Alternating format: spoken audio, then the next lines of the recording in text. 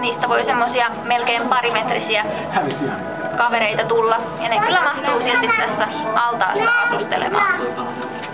Ja tässä altaan tai tien reunalla toi raidallinen otus, se on bambuhain. Nyt se meni piiloon. Sen nimi on Palle.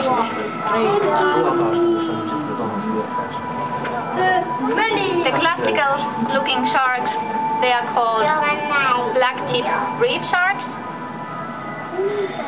And then you can also find shovel-nosed shark. That's the one that looks like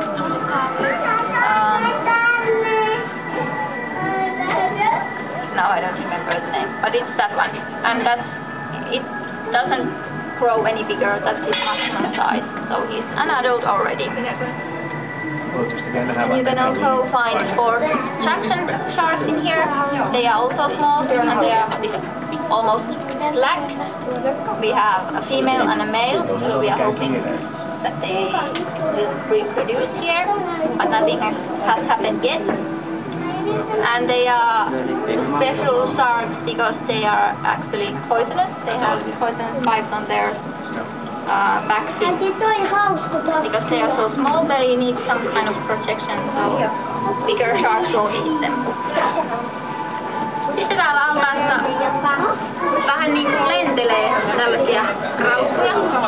Ne on lehmärauskuja, kuluu keihäsrauskuihin. Eli niillä on tuolla pyrstön tyvessä päällekkäin 2 myrkkypiikkiä.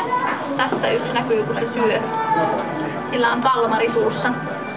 Myrkkypiikit on ihan puolustusta varten tälläkin lajilla.